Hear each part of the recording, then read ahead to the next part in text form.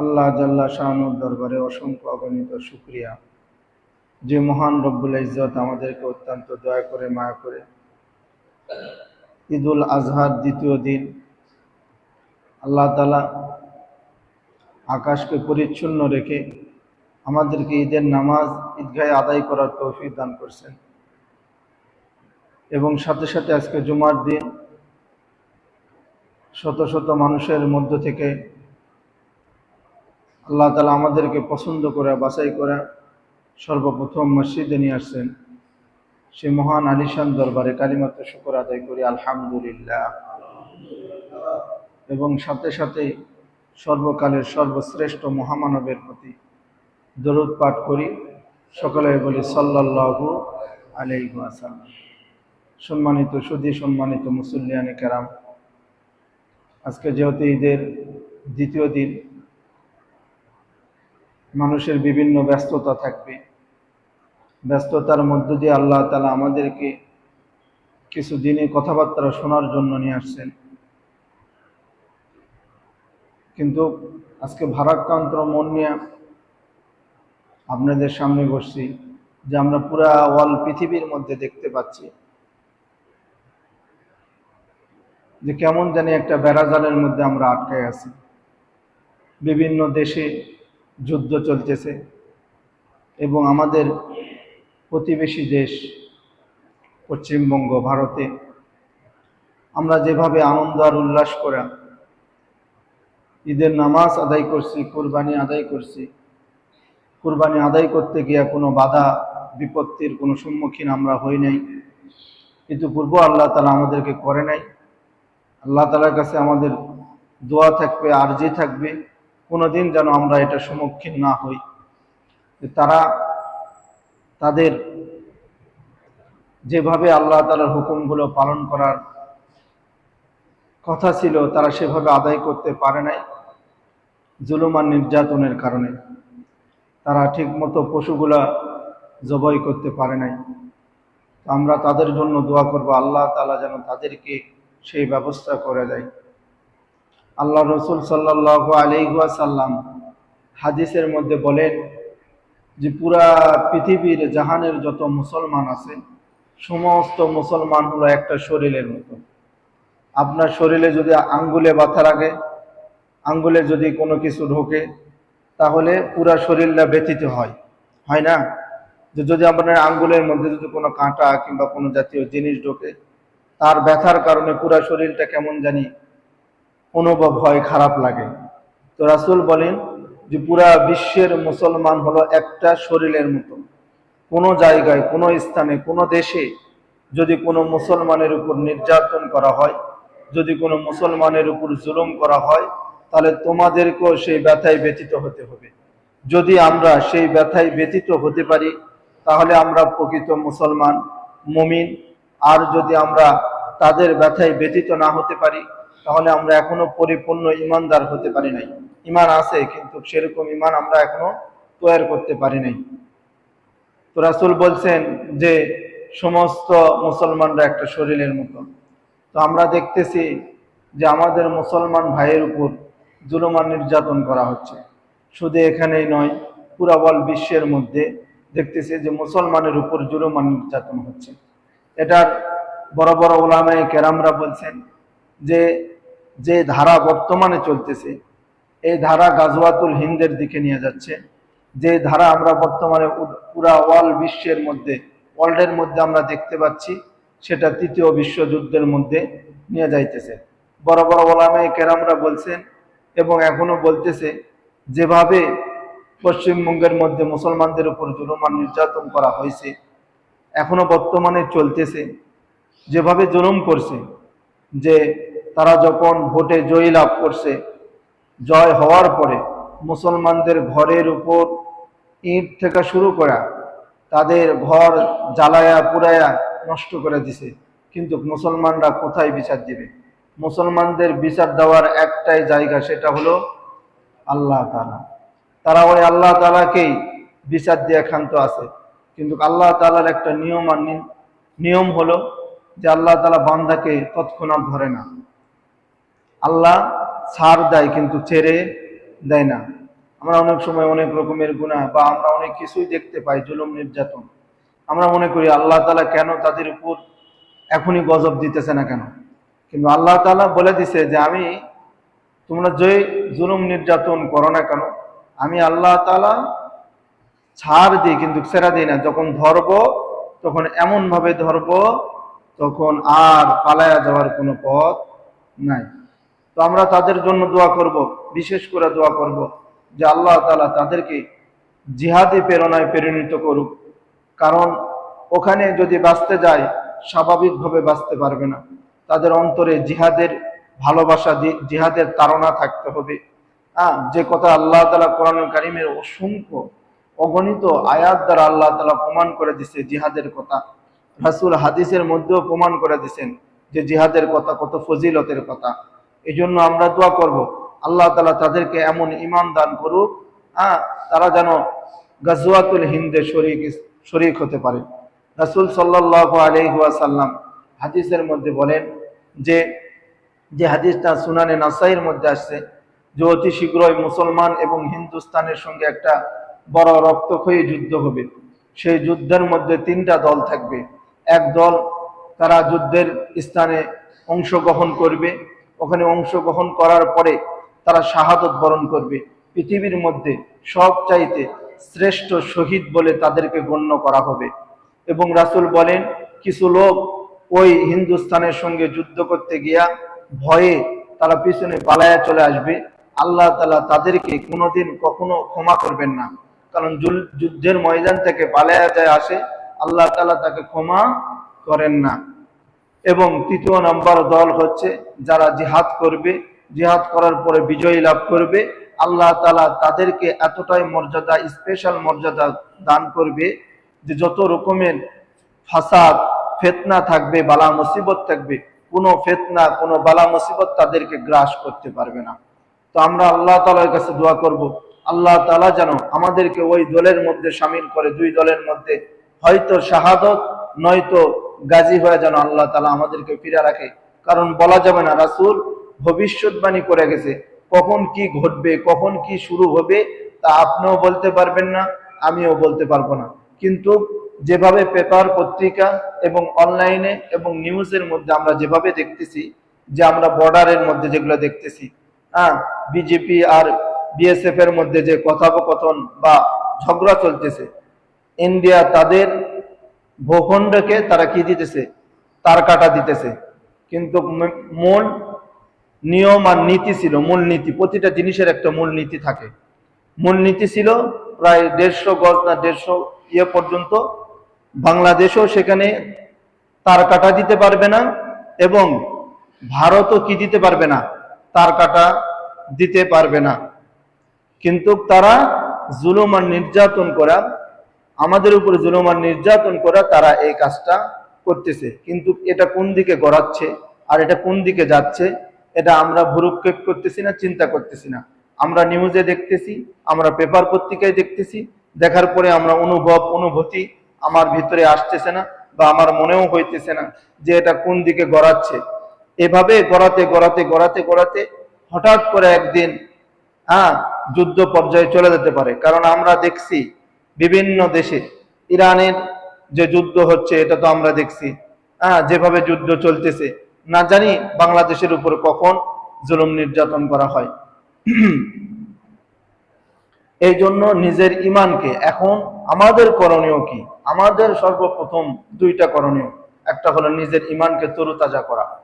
নিজের ইমান ভিতরে, ইমান বাইরে থাকে না, ইমান লেবাসে থাকে না, ইমান টুপিতে থাকে না, ইমান পাগড়িতে থাকে না, ইমান জুব্বাই থাকে না, ইমান পাঞ্জাবিতে থাকে না, ইমান থাকে কলবে। আপনার ভিতরে কতটুকু আল্লাহর প্রতি আস্থা, আল্লাহর প্রতি ভরসা এবং দিনের প্রতি ভালোবাসা, আল্লাহর হুকুমের প্রতি ভালোবাসা, ওটা ভিতরে থাকে। ওই জিনিসটা দেখা যায় না। ওই জন্য ওই জিনিসের উপরে মেহনত করা, ওই জিনিসটাকে তরুতাজা করা, নিজের ইমানকে তরুতাজা করা এবং আল্লাহ তাআলার কাছে দোয়া করা, আল্লাহ যদি জিহাদে আমাকে অংশগ্রহণ করতে হয় তাহলে আমি যেন এমন হই যে জিহাদে যাওয়ার পরে আমি যেন শহীদ হয়ে যাই, নয়তো আমি গাজী হয়ে ফিরে আসি। কিন্তু তৃতীয় নাম্বার হওয়া যাবে না, পালায়া চলে আসা যাবে না। রাসূল বলছে তারা জাহান্নামী হবে। এজন্য আমি মনে করি আমাদের প্রতিটা মুসলমানের এ সম্পর্কে অবগত হওয়া অতীব জরুরি, অতীব জরুরি। কারণ কিয়ামত অতি সন্নিকটে, অতি সন্নিকটে। আল্লাহ তাআলা কোরআন কারীমের মধ্যে সূরাতুল লোকমানের 34 নম্বর আয়াতে আল্লাহ তাআলা বলেন যে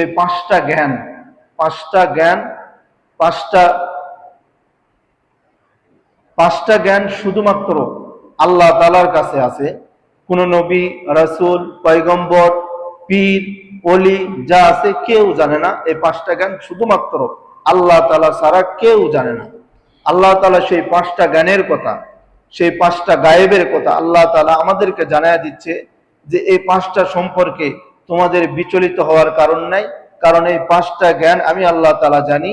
আমি আল্লাহ তাআলা ছাড়া অন্য কেহ এই পাঁচটা জ্ঞানের অধিকারী নয়। নবী রাসূলদেরকে আল্লাহ তাআলা বিভিন্ন ধরনের জ্ঞান দিয়েছেন, তারা আমাদেরকে বলছেন, আমরা সেই অনুযায়ী চলতেছি। কিন্তু আল্লাহ তাআলা বলতেছে যে এই পাঁচটা জ্ঞান শুধু আমি আল্লাহ তাআলার কাছে আছে, কারো কাছে নাই। আল্লাহ তাআলা বলেন ইন্নাল্লাহা ইনদাহু ইলমুস সাআ। এক নাম্বার হলো কিয়ামত কখন, কোন সময়, কিভাবে সংগঠিত হবে এর জ্ঞান একমাত্র কার কাছে আছে? কার কাছে আছেন? আল্লাহ তাআলার কাছে। তাহলে কিয়ামত কখন সংগঠিত হবে এখনো হতে পারে, যেটা আমরা জানি না, একমাত্র জানেন কে? আল্লাহ তাআলা। দুই নম্বর হলো ওয়ায়ুনাজ্জিলুল গায়স, কখন বৃষ্টি বর্ষণ হবে এটা আমরা কেউ জানি না। যিনি জানেন তিনি কে? আল্লাহ। আমরা অনেক সময় দেখি আকাশটা মেঘাচ্ছন্ন হয়, মনে হয় বৃষ্টি হবে। আমরা ঈদের দিন সকালেও দেখছি শুরুতে রোদ উঠছে, পরে আকাশ মেঘাচ্ছন্ন হয়েছে, আমরা ভাবছি যে বৃষ্টি হবে, কিন্তু বৃষ্টি হয় না। তো এই জন্য আল্লাহ তাআলা বলেন কখন আমি আল্লাহ তাআলা বৃষ্টি দিব এই জ্ঞানটা শুধুমাত্র আমি আল্লাহ তাআলার কাছে আছে। দুই নম্বর। তিন নম্বর হলো ওয়ায়ালামু মা ফিল আরহাম, এবং মায়ের গর্ভের মধ্যে কি সন্তান আছে এই জ্ঞানটা আমি আল্লাহ তাআলার কাছে আছে, অন্য কারো কাছে নাই। দেখবেন ডাক্তাররা আলতা করার পরে বলে ছেলে সন্তান হবে, যখন সন্তান হয় মেয়ে সন্তান হয়, হয় না? তো আল্লাহ তাআলা বলতেছে এটার জ্ঞান আমি আল্লাহ তাআলা জানি। আমি আল্লাহ তাআলার উপরে তোমরা হাত ঘুরায়ও না। আমি আল্লাহ তাআলা যেটা করব সেটা হবে। তোমার কথায় কোনো কিছু ওঠেও না, বসেও না, কিছু হবে না। তোমার কথার দাম নাই, আমি আল্লাহর কথার দাম আছে। তুমি মনে করো যে তোমার কথার অনেক দাম, তোমার কথার অনেক মূল্য, না। রবের কথার উপর কোনো মূল্যায়ন নেই। রবের কথা শ্রেষ্ঠ কথা। রব বলে দিছে এটা দিন তো দিন, বলে দিছে সকাল তো সকাল। এখানে অন্য কিছু বলার দ্বিমত করার প্রশ্নই ওঠে না। আমরা বলি যে অনেকে অনেক রকম আমরা বলে থাকি যে আমি যেটা বলবো সেটা না, আল্লাহ তাআলা যেটা বলবে সেটাই। তো ডাক্তাররা বলে থাকে যে মায়ের গর্ভের মধ্যে কি আছে, এটা আছে, অমুক আছে, ছেলে মেয়ে, এরকম ভাবে বলে থাকে। আল্লাহ তাআলা বলতেছে যে আমি রব যেটা বলবো সেটাই। ওই মায়ের গর্ভের মধ্যে কি আছে আমি সৃষ্টিকর্তা জানি। আবার ওই মায়ের গর্ভের মধ্যে ওই বাচ্চাকে আল্লাহ তাআলা খাওয়ায়। আমরা কথা শুনি কিন্তু কথাকে ওখানে রেখে দিই, এজন্য আমরা বুঝে আসে না। কিন্তু কথাকে নিয়ে যদি আপনি গবেষণা করেন, চিন্তা করেন, ফিকির করেন যে আল্লাহ তাআলা এখানে কি কথা বলল, যখন আপনি ফিকির করবেন, চিন্তা করবেন, আপনার ভিতরে অটোমেটিক দিন জিন্দা হবে, আল্লাহর প্রতি ভালোবাসা পয়দা হবে। কিন্তু আমরা বসলাম, শুনলাম, শোনার পরে মসজিদ থেকে বের হওয়ার পরে হুজুর কি বলছে ওটা আর আমাদের স্মরণ নেই। তো আমরা যখন ফিকির করব, চিন্তা করব, তখন আল্লাহ তাআলার প্রতি আমাদের ভালোবাসা বৃদ্ধি পাবে। 4 নাম্বার ওয়ামা তাদরি নাফসুম মাযা তাকসিবু গাদা। আল্লাহ তাআলা বলেন আগামীকাল তুমি কি খাবা, কি ভক্ষণ করবা আমি আল্লাহ তাআলা জানি। আমি আল্লাহ তাআলা ছাড়া কেউ জানে না।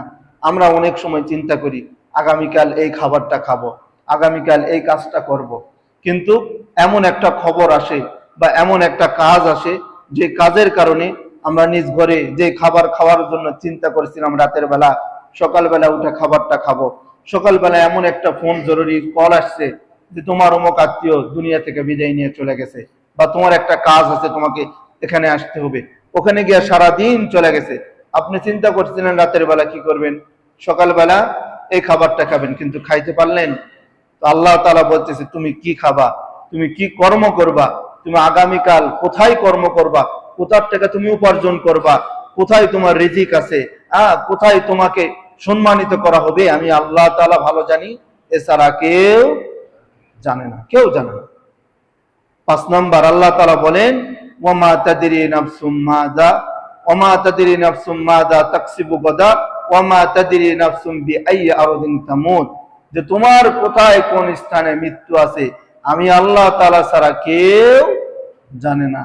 কোথায় কিভাবে মৃত্যু আছে বড় কষ্ট লাগে, না জানি আমার মৃত্যুর এমন অবস্থায় হবে যে মানুষ আমাকে ঘৃণিত চোখে দেখবে, না জানি আমার মৃত্যু এমন স্থানে হবে মানুষ বলবে হায় তোমাকে তো আমরা এটা ভাবি নাই, তুমি ওখানে যাই এইভাবে মৃত্যুবরণ করবা।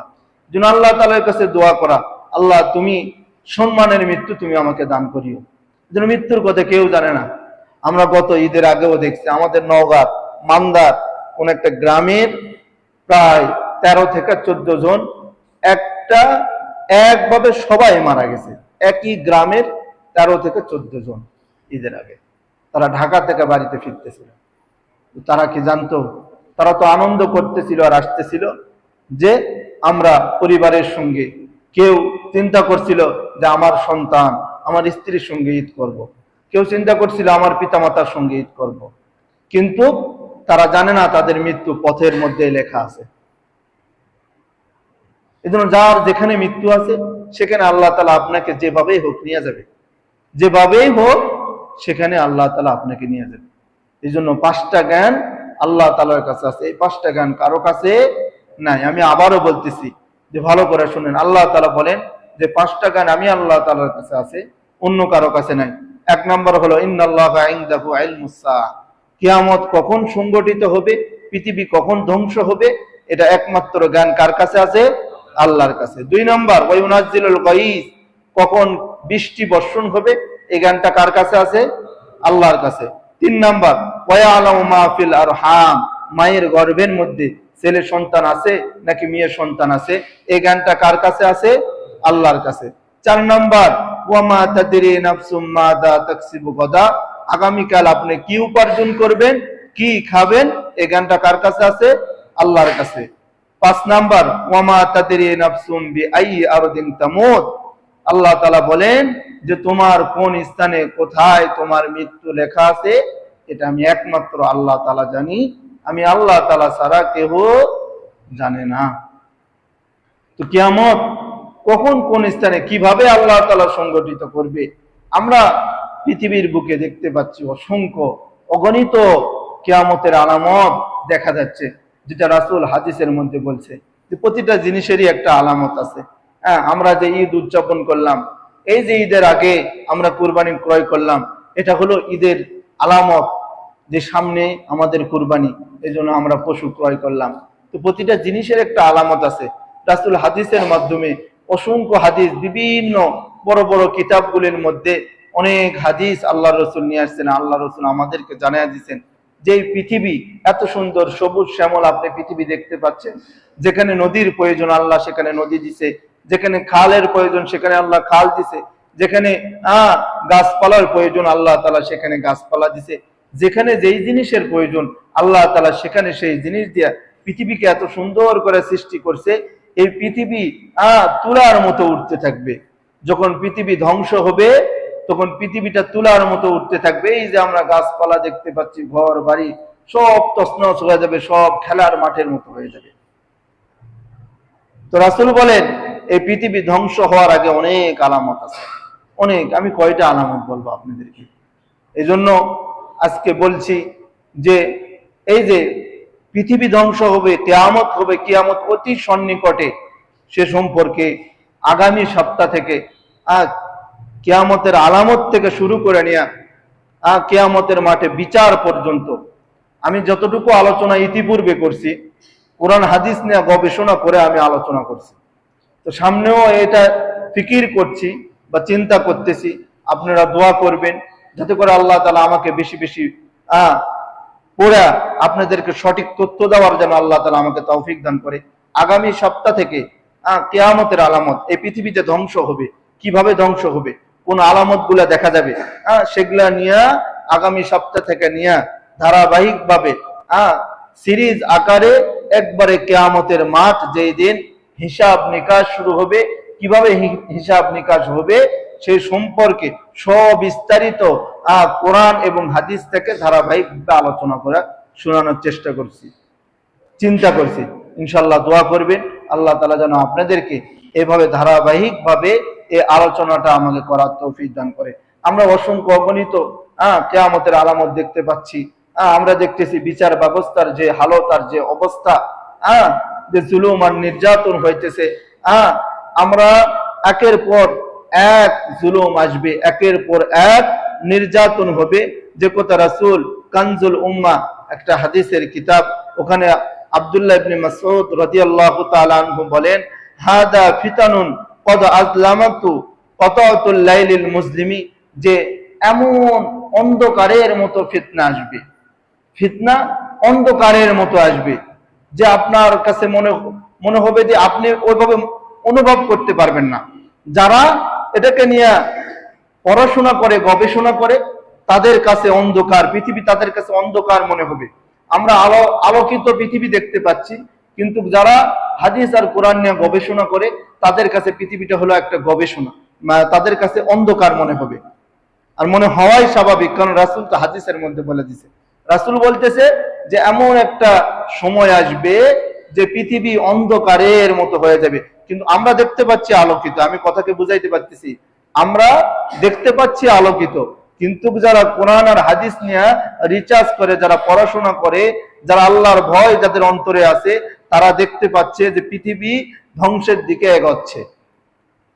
এবং রাসূল সাল্লাল্লাহু আলাইহি ওয়াসাল্লাম বলেন যে এমন একটা সময় হবে, কুল্লামা যাহাবা মিনহা রাসূলুন বাদা রাসূলুন আখর, একটা ফিতনা যাবে আর একটা ফিতনা আসবে, একটা জুলুম যাবে আর একটা জুলুম আসবে, একটা গুনাহ যাবে আর একটা গুনাহ আসবে।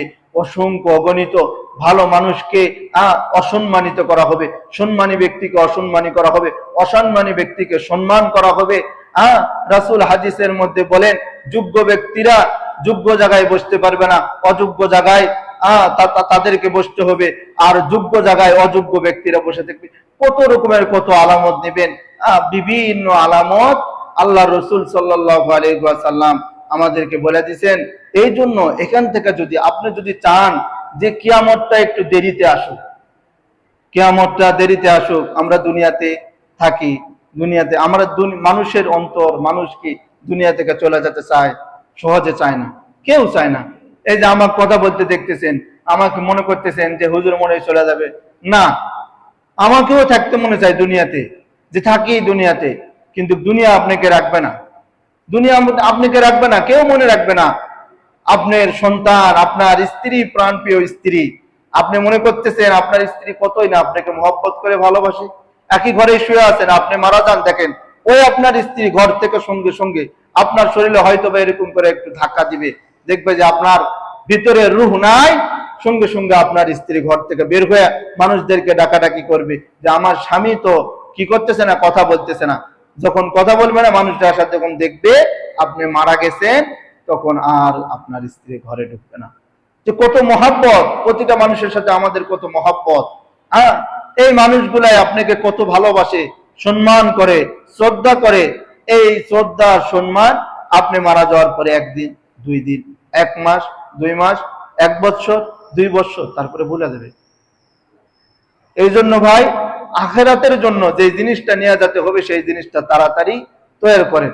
এই জন্য রাসূল বলতেছে যে ঘোর অন্ধকারের মতো ফিতনা আসবে। ইসবিহুর রাজুলু, রাসূল বলেন ইসবিহুর রাজুলু মুমিনান ওয়া ইমসি কাফিরান, মানুষ সকালবেলা মুমিন থাকবে। মুমিন বোঝেন তো, ইমানদার, ইমানদার থাকবে। যে ইমান থাকলে আপনি জান্নাতে যেতে পারবেন, যে ইমান না থাকলে আপনি জান্নাতে যেতে পারবেন না। রাসূল বলেন ইসবিহুর রাজুলু, ইসবিহু মানে সবাহা, ইয়াসবাহু মানে হলো সকাল, মানুষ সকালবেলা ইমানদার থাকবে। ওয়া ইমসি কাফিরান, সন্ধ্যাবেলা মানুষ কাফের হয়ে যাবে। তার কর্ম, তার কথা, তার চলাফেরা সে নিজেও বলতে পারবে না সে একজন কাফের হয়ে চলাফেরা করতেছে। এটা আমার কথা নয়, রাসূলের কথা। রাসূলের প্রতিটা কথা সত্যায়িত হইতেছে, আমরা তো দেখতেই পাচ্ছি। রাসূলের প্রতিটা কথা সত্য হচ্ছে। রাসূল বলতেছে যে মানুষ সকালবেলা ইমানদার হয়ে বের হবে, সন্ধ্যাবেলা বাড়ি ফিরবে কাফের হয়ে। আবার সকালবেলা মানুষ কাফের থাকবে, সন্ধ্যাবেলা মানুষ মুমিন থাকবে। কেমন অবস্থা হয়ে যাবে। রাসূল তার বলেন ইয়াবিউ দীনাহু বিআরদিন মিনাদ দুনিয়া। এটা কেন হবে জানো? এটা সামান্য দুনিয়ার কারণে। দুনিয়ার টাকা পয়সা, দুনিয়ার পদ পদবি, দুনিয়ার যা কিছু আছে এগুলোর জন্য মানুষ তার ঈমানকে বিক্রয় করে দিবে। আমি বলতেছি যে আপনার ভিতরে ফিকির ঢুকুক। আমি বলতেছি না যে আজকের আলোচনা শোনার পরে আপনি আপনার জীবনকে পরিবর্তন করে ফেলেন। আমি একথা বলতেছি না। আপনি কাজ করেন, আপনি কর্ম করেন, আপনি সমস্ত কিছু করেন। আপনি একটা মানুষ, আপনি চাকরি করতেছেন, আপনি আপনার স্ত্রীকে চালাইতেছেন, আপনি আপনার পরিবারকে চালাইতেছেন, আপনি বাজার করতেছেন, সমস্ত কিছু আপনি করতেছেন। ওই ফিকিরের মধ্যে আপনি এই ফিকিরটাও রাখেন অতি শীঘ্রই কিয়ামত আসবে, তার জন্য আমাকে সামান তৈরি করতে হবে। অতি শীঘ্রই কিয়ামত আসবে, ওই কিয়ামতের জন্য, ওই কবরের জন্য আমাকে এমন কিছু তৈরি করতে হবে যে জিনিসটা নিয়ে আমি আল্লাহ তাআলার কাছে যদি যাই, আল্লাহ তাআলা আমাকে জান্নাত দিবে। কেউ বলতে পারে না কে জান্নাতে আর কে জাহান্নামে, এই কথা বলা যাবে না। এই জন্য আমাকে জান্নাতের জন্য অগ্রসর হতে হবে। পৃথিবী গুনায় সয়লাব হয়ে গেছে। রাসূল তো বললো একটা গুনাহ আসবে, ওই গুনাহটা যাওয়ার পরে আবার আরেকটা গুনাহ আসবে, ওই গুনাহটা চলে যাওয়ার পরে আবার আরেকটা গুনাহ আসবে। আমরা দেখছি না হাদি মারা গেল, কয়দিন তাকে মনে রাখছে, কিন্তু তার যে মৃত্যু, আমি মনে করি আল্লাহ তাআলা তাকে জান্নাতের উঁচু মুকাম দান করছে। প্রতিটা মানুষ তার জন্য কান্না করছে, প্রতিটা জায়গা থেকে তার জন্য দোয়া করছে। এই দোয়ায় তো সে জান্নাত পাওয়ার কথা, তাকে ভুলে গেছে। আবার আমরা যেভাবে দর্শন দেখতেছি, এর আমিষাকে আর কয়দিন মানুষ মনে রাখবে? আবার নতুন একটা উদ্ঘাটন হবে, নতুন একটা আসবে, এভাবে একের পর এক আসবে। আমি শুধু বলতেছি যে একের পর এক আসবেই, এটা কেউ আটকাতে পারবে না। রাসূল বলেন তাসবিহ সূরা, যে আমরা তাসবিহ দেখছি, ওখান থেকে যদি আপনি তাসবিহ যে দড়িটা আছে এটা যদি আপনি কাটা দেন, ওই তাসবিহর যে সূরা ছোট ছোট, ওটাকে আপনি আটকাতে পারবেন? রাসূল বলেন ওই তাসবিহ সূরার মতো একের পর এক ফিতনা ফাসাদ, একের পর এক জুলুম নির্যাতন আসতেই থাকবে, কেউ আটকাতে পারবে না। এই জন্য সীমিত এই দুনিয়ার মধ্যে যতটুকু আমল করলে আপনি জান্নাতে যেতে পারবেন, যেভাবে চলাফেরা করলে আপনি জান্নাতে যেতে পারবেন, সেভাবে চলাফেরা করেন, সেভাবে আল্লাহ তাআলাকে ডাকেন। আল্লাহ তাআলা আমাদেরকে সহি বুঝদান করুক, যাতে করে আল্লাহ তাআলা আমাদের প্রত্যেককে জান্নাতবাসী করেন।